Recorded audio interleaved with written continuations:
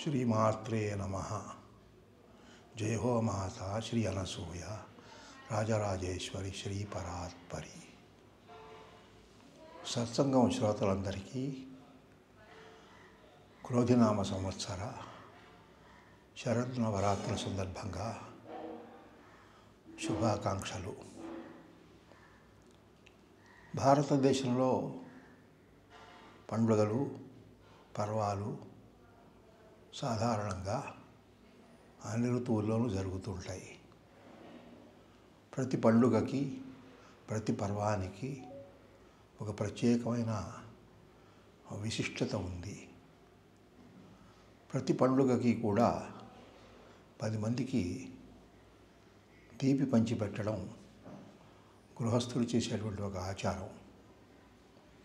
అలాగే ఈ సత్సంగంలో సభ్యులందరికీ దసరా పండుగ పూట ఈ తీపిని పంచిపెడుతున్నాం. ఇది ఒక ఆత్మజ్ఞాన అమృతం. అన్ని జ్ఞానాల కంటే విశిష్టమైనది ఆత్మజ్ఞానం. బ్రహ్మజ్ఞానము ఆత్మజ్ఞానము రెండు ఒకటే. బ్రహ్మజ్ఞానం వేరు, ఆత్మజ్ఞానం వేరు కాదు. ఆత్మే బ్రహ్మము, బ్రహ్మమే ఆత్మ. అటువంటి దాని యొక్క ఆనందామృత వర్షిణి అయినటువంటి ఒక స్థితిని మీ అందరూ పొందాలని కోరుకుంటూ ప్రస్తుతం ఒక చిన్న ప్రయత్నం జిల్లెడమ్మడి అమ్మగారు అని పేరు పొందినటువంటి బ్రహ్మాండం అనసూయమ్మ గారి జీవిత చరిత్రలోని కొన్ని ఘట్టాలు ఏ రకంగా ఒక ఉన్నతమైనటువంటి ఆధ్యాత్మిక పథానికి సోపానాలయ్యి, తాత్విక జీవనానికి సూత్రాలయ్యి, సాధకుని జీవనానికి ఆశయాలు ఆచరణలుగా మారాయో తెలుసుకుందాం. భారతదేశంలో ఒక శ్రీరాముడు రామో విగ్రహవాన్ ధర్మ అనే పేరుతో జీవించారు. వారి యొక్క జీవితం రామాయణం అయింది. వారి బోధ జ్ఞానవాసిష్టం, యోగవాసిష్టం అయింది. అదేవిధంగా శ్రీకృష్ణ భగవాను యొక్క జీవితం భాగవతం అయింది. వారి బోధ భగవద్గీత అయింది. కానీ ఈ యుగంలో ప్రస్తుతం ఉన్నటువంటి భారతదేశపు సమకాలీన పరిస్థితుల్లో చక్కగా వ్యావహారిక జీవనానికి దివ్య జీవనానికి మధ్య ఒక అంతరాన్ని తొలగించి వేసి సరి అయినటువంటి వ్యావహారిక జీవనమే దివ్య జీవనము, సహజమైన సరళమైన సుందరమైన జీవితం గడపడమే అందరికీ సుగతి మార్గము అనే మార్గాన్ని సూచించినటువంటి ఒక మహాత్మురాలు బ్రహ్మాండం అనసూయాదేవి గారు. వారినే జిల్లెళ్ళమ్మడి అమ్మగారు అంటారు. వారి జీవిత చరిత్రను గురించి ఇక్కడ ప్రస్తావించడానికి ముందు 2 పద్ధతులు చెప్పుకోవాలి. మొట్టమొదట వారి జీవిత చరిత్రని సంక్షిప్తంగా 4 మాటలు చెప్పుకోవడం, వారి గురించి వచ్చినటువంటి కొన్ని గ్రంథాల గురించి చెప్పుకోవడం, ప్రస్తుతం మనం తలపెడుతున్నటువంటి కార్యక్రమం గురించి చెప్పుకోవడం 3 అవసరం. అసలు ఈ ప్రయత్నం అంతా ఎందుకు చేస్తున్నామంటే ఈ రోజుల్లో పుస్తకాలు చదివేటువంటి అలవాట్లు తప్పిపోయాయి. అందరూ కూడా దృశ్య మాధ్యమం నుంచి శ్రవణ మాధ్యమానికి వచ్చేశారు. 2 గంటల సినిమా చూసే రోజులు పోయాయి. 30 నిమిషాల సినిమాలు, 6 సెకండ్ల రీల్స్ మాత్రమే చూస్తున్నారు. ఈ మారుతున్నటువంటి తరానికి అనుగుణంగా ఆ అమృతాన్ని ఒక బిందువుని ఒక కుండలో పెడితే మీరెవరూ తాగలేరు. అందువల్ల ఒక టీ స్పూన్లో మాత్రమే పోసి మీకు ఇవ్వదలుచుకున్నాను. ఆ రకమైన పరిస్థితిలో ఆత్మజ్ఞానం ఎంత గొప్పదైనా, ఆత్మ ఎంత గొప్పదైనా ఆ జ్ఞానాన్ని మనం భరాయించలేని స్థితిలో ఉన్నాం. కాబట్టి చిన్న చిన్న మాటల్లో, ముద్దు పలుకుల్లో అమ్మగారి యొక్క గొప్పదనాన్ని గురించి, అమ్మగారి మాట, పలుకు, తలపు, వలపు, జీవితంలో ఉండేటువంటి నేర్పుని, జీవితంలో ఉండే ఓర్పుని, జీవితంలో ఉండే కౌశల్యాన్ని ఒక ఆత్మజ్ఞాన సమ్మిళితంగా ఎలా ఉంటాయనేటువంటిది చెప్పడానికి ఒక ప్రయత్నం చేస్తున్నాం. మారిన కాలం దృష్ట్యా మళ్ళీ దీన్ని రీటెల్లింగ్ ఏ స్టోరీ అంటాం దీన్ని. ఇది రీటెల్లింగ్ లాంటిదే, అంతకుమించి వేరే ఏం లేదు. ఎట్లొచ్చి ఇక్కడ మాధ్యమం మారుతోంది, చెప్తున్నటువంటి పంథా మారుతోంది. ఇక్కడ చైతన్య స్ఫురణతో ఒక నా వాక్కుతో మీ వాక్కుని, మీ మనస్సుని అనుసంధానం చేసి ఆ చైతన్య స్రవంతిని ఒక బ్రిడ్జ్ చేయడానికి ప్రయత్నం చేస్తున్నాము.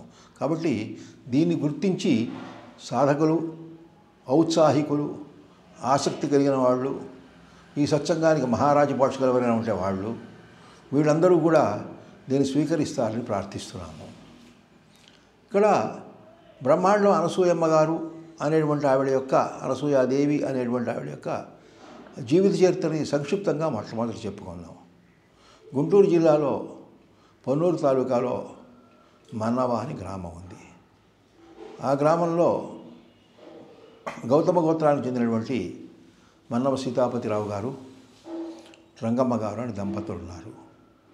వారికి కలిగిన సంతానము అనసూయాదేవి. ఆమె 1923 మార్చి 28వ తేదీన బుధవారం నాడు ఆశ్లేష నక్షత్రయుక్త కుంభలగ్నంలో జన్మించారు. జన్మించింది మొదలుకొని ఆమె యొక్క జీవితం 1985 జూన్ 12 వరకు కొనసాగింది. ఈ జీవితంలో మొట్టమొదటి దశంతా కూడా శ్రీకృష్ణుడు ఏ రకంగా అయితే బృందావనంలో గోపికలతో గడిపాడో ఆ రకమైనటువంటి దశ. ఆ తర్వాత రెండవ దశలో శ్రీకృష్ణుడు ఏ రకంగా అయితే కంసారి అయ్యి, సంసారి అయ్యి, సంసారాన్ని ఉద్ధరించడం కోసం గాను ముందుకొచ్చాడో ఆ రకమైనటువంటి రెండవ దశ. ఈ రెండు దశలని కూడా అమ్మగారి యొక్క జీవితంలో చూడవచ్చు. కాబట్టి ఈమెను గృహిణి అనాలా, యోగిని అనాలా, తత్వవేత్త అనాలా, అవతారమూర్తి అనాలా అని చెప్పేసి అంటే అటువంటి పేర్లేమి నాకు పెట్టద్దు, నేను అమ్మగా ఉండడానికి నిర్ణయించబడ్డాను, నేను అమ్మగానే ఉంటాను అని వారు తమ జీవిత చరిత్రలో చెప్పుకున్నారు. కాబట్టి అమ్మ అనేటువంటిదే ఆమె పేరు. ఆ అవతారాన్ని అమ్మ అనే పిలుద్దాం మనం. ఇంకా సంస్కృత పదం ఏది వాడద్దు. సంస్కృత పదంలో ఉండేటువంటి సొంపు గంట తెలుగు పదంలో ఉండే అమ్మ అంటే ఉండేటువంటి ఆతృత ఉంటుంది. నమ్మకంతో కూడినటువంటి అపనమ్మకమే అమ్మ. అందులో అమ్మ ఉంది, అమ్మ అవునా కాదా అనే ప్రశ్న ఉంది, అమ్మే అనే ఖచ్చితత్వం ఉంది. కలడు కలండనడు వాడు కలడో లేడో అని గజేంద్రుడు ఏ రకంగా అయితే ప్రశ్న వేసుకుంటాడో, ఇవే అమ్మేనా, అమ్మే అమ్మ కదా, మనకు అన్నీ ఇస్తుంది కదా అని మనం ఏ రకంగా అయితే అమ్మ మీద మనం డిపెండ్ అయి ఉంటామో, రిలై అయి ఉంటామో, అమ్మే సర్వస్వం అని చెప్పేసి మనం అనుకుంటామో, అమ్మ ఒక నమ్మకము అని చెప్పేసి మనం ఏ రకంగా అయితే, అమ్మ ఒక సత్యము, తండ్రి ఒక నమ్మకము అని చెప్పేసి చెప్పినట్లు మనకి అమ్మ అనేటువంటి ఒక ఆయనకు దివ్య సత్యాన్ని మేము ముందు పెట్టదలుచుకున్నాను. వారు 1936 మే 5వ తేదీన రేటూరు గ్రామ కరణంగారైనటువంటి బ్రహ్మాండం శేషయ్య గారి మనవడైనటువంటి బ్రహ్మాండం నాగేశ్వరరావు గారిని వివాహం చేసుకుంటారు. నాగేశ్వరరావు గారి తల్లి కనకమ్మ గారు స్వయంగా మన్నవ సీతాపతి గారి యొక్క చెల్లెలు. ఆ కారణం చేత బ్రహ్మాండం అనసూయమ్మ గారు, ఆవిడ మన్నవ అనసూయమ్మ గారు కనకమ్మ గారి యొక్క అబ్బాయిని పెళ్లి చేసుకోవడం ద్వారా బ్రహ్మాండం అనసూయమ్మ గారు అయ్యారు. మేనత్త కొడుకునే పెళ్లి చేసుకున్నారు. ఆమెను చమత్కారంగా కొంతమంది మేనత్త కొడుకు ఒక మొగుడేనా అని చెప్పేసి అంటే, మొగుడని ఎవరు అనుకున్నారు, నేను దేవుడనే అనుకుంటున్నాను అని చమత్కరించారు తర్వాత జీవితంలో వారు. కాబట్టి ఒక భర్తృత్వాన్ని, ఒక దైవత్వాన్ని, ఒక మానవత్వాన్ని, ఒక పశుత్వాన్ని ఒకే ఘాటిని కట్టి అన్నిటి కూడా పాలించగలిగినటువంటి సమర్థవంతమైనటువంటి ఆ సంపూర్ణమైన రాజరాజేశ్వరి ఈ బ్రహ్మాండం అనసూయమ్మ గారు. అందుకే శ్యామ్ అనేటువంటి ఆయన మా అమ్మ యొక్క నామస్మరణ చేసినప్పుడు జయహో మాతా శ్రీ అనసూయ రాజరాజేశ్వరి శ్రీ పరాత్పరి అన్నారు. కాబట్టి ఆ పరాత్పరమైనటువంటి ఒక ఆయనకు సత్యాన్ని, ఆ సంపూర్ణమైనటువంటి షోడశ కళా ప్రపూర్ణమైనటువంటి రాజరాజేశ్వరీదేవి తాను లలితగా, త్రిపుర సుందరిగా, భవానిగా తన జీవితంలో ఏ స్థితిలో అందజేస్తోందో చెప్పినటువంటి ఒక మహత్తమైనటువంటి ఒక గ్రంథాన్ని ఆమె తన నోట స్వయంగా వెలువరించారు. ఇక్కడ శ్రీకృష్ణుడు ఏ రకంగా అయితే గడచిపోయినటువంటి జ్ఞానాన్ని అర్జునుడికి చెప్పాడో, అదేవిధంగా బ్రహ్మాండం అనసూయమ్మ గారు భారతదేశంలో ఉండే ఉపనిషత్తులు, రామాయణము, భాగవతము, ఆగమములు, యోగశాస్త్రము, మీమాంస, వేదాంతము అన్నిట్లో ఉండే సారాన్నంతా కూడా కలిసి జీవితము అనేటువంటి ఒకనొక సత్యంగా, జీవనము అనేటువంటి ఒకనొక శైలిగా, తాత్వికత అనేటువంటి ఒకనొక ముసుగుతో, మాయ అనేటువంటి ఒకనొక తెరగులో, మరుగు అనే ఒకనొక గురుత్వంతో, స్పందన అనేటువంటి ఒకనొక లైఫ్ స్టైల్తో, శక్తి అనేటువంటి ఒకనొక స్థైర్యంతో మన ముందు వారు ప్రజెంట్ చేశారు. ఆ ప్రజెంట్ చేసినటువంటి ఆ తత్వాన్ని, ఆ తాత్వికమైనటువంటి చింతనను, దాన్ని మనం అర్థం చేసుకోవడానికి 600 పేజీల పుస్తకం ఈ రోజుల్లో ఎవరూ చదవలేరేమో అని భయమేసి దాన్ని చిన్న చిన్న ఎపిసోడ్స్గా మీ ముందు పెట్టడానికి ముందుకు వస్తున్నాము. జిల్లేడమూడి అమ్మగారు 1941 ఏప్రిల్ 17వ తేదీన ఏప్రిల్ 17వ తేదీన వారు ఇక్కడికి వచ్చారు. జిల్లేడమూడి వచ్చారు. 1936 మే 5వ తేదీన వారి యొక్క వివాహం అయింది. 1941 నుంచి వారు జిల్లేడమూడిలోనే ఉన్నారు.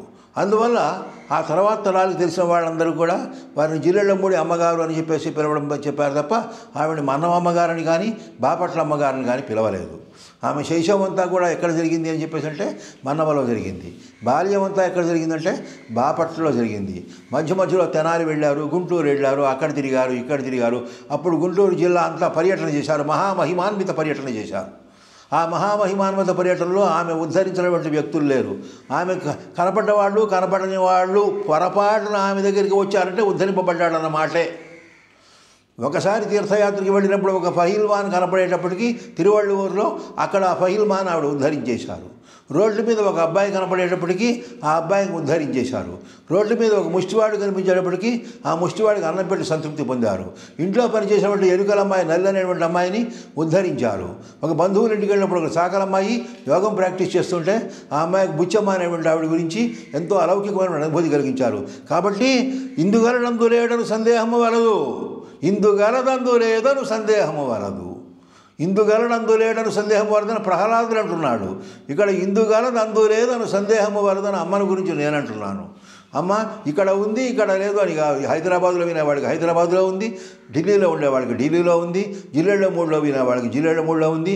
మీలో అమ్మ అనుకుంటే మీలోనే అమ్మ ఉన్నారు. కాబట్టి మన అంతర్గతమైనటువంటి భావమే ఒక శయ్యగా, మన మనస్సే ఒక మందిరంగా, మన దేహమే ఒక దేవాలయంగా, మన ఆత్మయే తన యొక్క స్వస్వరూపంగా, మన బ్రహ్మీభూత స్థితే ఆమె యొక్క స్వరూపంగా ఉన్నటువంటి ఒకనొక మహాతల్లి యొక్క కథలో ప్రతి అక్షరం, ప్రతి మాట ఎంతో రమ్యమైనవి. ఏదో విధంగా పోతనామాచుల వారు చెప్పినట్లుగా లలిత స్కందము కృష్ణమూలము శుకాలాపాభిరామంబు మంజులతా శోభితమున్ సువర్ణ సుమన సుజ్ఞేయమున్ సుందరోజ్వల వృత్తంబు అని చెప్పేస్తున్నారు. సుందరోజ్వల వృత్తంబు ఎంతో సుందరమైన ఉజ్వలమైన కథలతో కూడుకున్నటువంటిది. అదేవిధంగా జిల్లేడమూడి అమ్మగారి యొక్క జీవితంలో జరిగినటువంటి ప్రతి సంఘటన ఒక కథే. ప్రతి కథ వెనక ఒక విశ్వస్వరూపం ఉంది. ప్రతి విశ్వస్వరూపం వెనక ఒక సౌందర్య లహరి ప్రవహిస్తోంది. అది ఒక మహోత్తుంగమైనటువంటి క్షీర సాగర తరంగ సమూహంగా అది ప్రకాశిస్తూ అదొక తరంగమై, అదొక బిందువై, అదొక నాదమై, అదొక ఉపనిషత్తై, అదొక పురాణమై, అదొక భాగవతమై అందరినీ రంజింపచేసింది, రంజింపచేస్తోంది, రంజింపచేస్తుంది. కాబట్టి తీయని దాన్ని 10 మందికి పంచిపెట్టడం అందరూ ఇష్టపడతారు. అందువల్ల పండగ పూట మీ అందరికీ కూడా ఈ తీపినందులాగా నేను ముందుకు వచ్చాను. జిల్లేడమూడి అమ్మగారు అని అంటే కేవలం జిల్లేడమూడిలో మాత్రమే లేరు. వారు చెప్పినట్టుగా నేనేదో 4 కోళ్ళున్న మంచం మీద మాత్రమే లేను అని వారు ఆ రోజుల్లో చెప్పారు. ఆవిడ ఒక పట్టి మంచం మీద కూర్చునేవారు. జిల్లేడమూడి అమ్మంటే కేవలం పట్టి మంచం మీద కూర్చునేటువంటి ఆవిడ కాదు. ఆవిడ ప్రపంచమంతా కూడా తన చేతుల్లోనే పెట్టుకున్నారు. రా అంటే వాన వస్తుంది, పో అంటే వాన పోతుంది. ఆమె జీవిత చరిత్రలో జరిగిన సంఘటనలే నేను చెప్తున్నాను, వేరే కొత్త ఏమీ లేవు. ఆమె పైటి చెంగు పరిచి కూర్చుంటే దాని మీద ఎలుకలు పిల్లులు ఆడుకుంటుంటే ఆమెకేదో రోగం అని చూడడానికి వచ్చినటువంటి సీతారత్నం గారు ఒక డాక్టర్ గారు, కొమ్మూరు డాక్టర్ గారు అంటారు. ఆయన భయపడిపోయి ఈమె రోగి కాదు యోగి అని నిర్ధారణ చేసి గంజాయి వనంలో తులసి మొక్క మొలిసిందని ఆ తులసి మొక్కకు పూజ చేయడం మొదలుపెట్టాడు. కాబట్టి ఆ రకమైనటువంటి ఒకనొక స్వస్వరూప స్థితిలో ఉన్నటువంటి ఆమె గురువు అంటే ఎవరో తెలియనటువంటి ఆమె, గురువులకు గురువు అయినటువంటి ఆమె, సాక్షాత్తు దక్షిణామూర్తి దత్తాత్రేయుల యొక్క తత్వస్వరూపమైనటువంటి ఆమె, భూత భవిష్యత్ వర్తమానములు ప్రారంభ ఆగామి సంచిత కర్మలు దాటినటువంటి త్రికాలాతీతమైన అత్రిత్వానికి యొక్క వర్ణించినటువంటి అనసూయాదేవి ఎవరైతే ఉన్నారో ఆ అనసూయాదేవి యొక్క మానుష స్వరూపంగా ఉన్నటువంటి బ్రహ్మాండం అనసూయాదేవి గారి జీవిత చరిత్రలో ఉన్నటువంటి కొన్ని చిన్న కథలను గూర్చి మనం అక్కడక్కడ చెప్పుకుందాం. వీటి అన్నిటి గురించి కూడా చెప్పాలి అంటే అమ్మే స్వయంగా 1964-68 మధ్య యార్లగడ్డ భాస్కర్రావు గారు అనేటువంటి ఆయనకి అవి అమ్మ స్వయంగా చెప్పారు. ఆ చెప్పినటువంటి దాన్ని అమ్మ జీవిత మహోదధి అనే పేరుతో 2004లో విశాలాంధ్ర పబ్లిషింగ్ హౌస్ వాళ్ళు 680 పేజీల పుస్తకంగా తీసుకుని వచ్చారు. దాన్ని తర్వాత మాతృశ్రీ జీవిత మహోదధి అనేటువంటి పేరుతో మళ్ళీ విశ్వజననీ పరిషత్ ట్రస్ట్ వాళ్ళు వేశారు. అమ్మగారు 1958లో మాఘ పౌర్ణమి నాడు ఇక్కడ మొట్టమొదటిసారి మంత్రోపదేశం చేశారు. 1958 ఆగస్టు 15న ఇక్కడ అందరి ఇల్లు అనేటువంటి పేరుతో ఏర్పాటు చేసి ఒక రకమైనటువంటి భోజనశాల ఏర్పాటు చేశారు. అదే రకంగా మనకి 1971లో అమ్మగారు మాతృశ్రీ ఓరియంటల్ కళాశాల అనేటువంటి దాన్ని ఏర్పాటు చేశారు. అదేవిధంగా ఇక్కడ మాతృశ్రీ మెడికల్ సెంటర్ అనేటువంటిది కూడా ఉంది. ఆహారం కావాలి, వైద్యం కావాలి, అదేవిధంగా విద్య కావాలి. ఈ మూడు కూడా ఉన్నట్లయితేనే మానవ జీవితం సుసంపన్నమవుతుంది.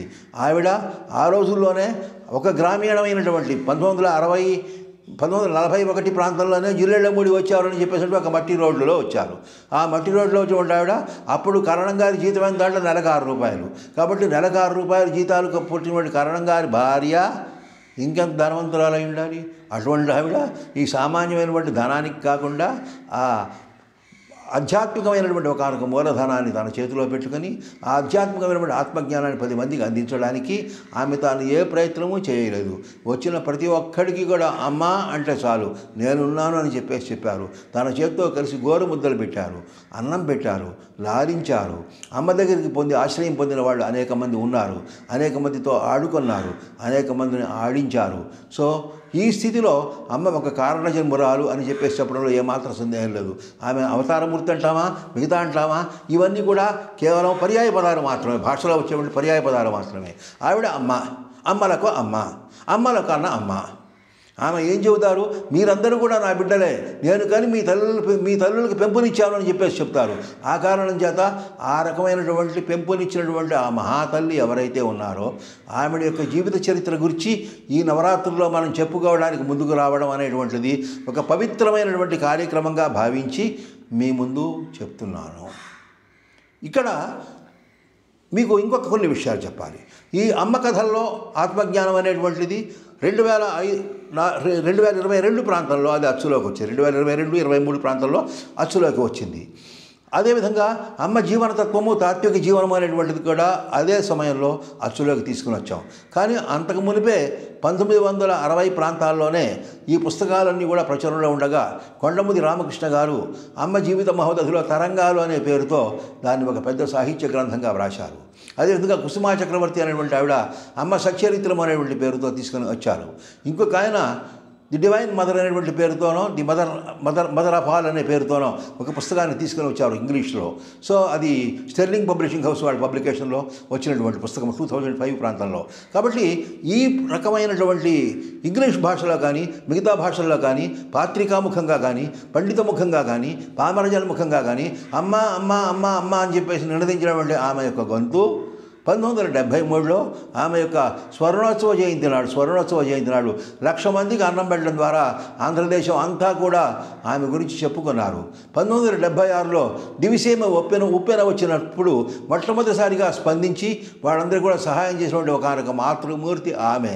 ఏ విధంగా అయితే ఆమె ఒక అద్భుతమైన మాట అన్నారు, గొర్రెల కాపరికి తాను ఏ గొర్రెను కొన్నాడో, ఎక్కడి నుంచి కొన్నాడో, ఏ గొర్రె ఎటువంటిదో తాను తెలిసినట్టు మనందరం ఎవరు అనేటువంటిది అమ్మకి తెలుసు. కొంతమందితో స్వరూపంతో మాట్లాడారు, కొంతమందితో రూపంతో మాట్లాడారు, కొంతమందితో దూరం నుండి మాట్లాడారు, కొంతమందితో దగ్గర నుండి మాట్లాడారు, కొంతమందితో మహాబోధ ద్వారా మాట్లాడారు. మీకు సిక్కు మతంలో మీరు ఒక సాంప్రదాయం మీరు బహుశా గుర్తుండి ఉంటుంది.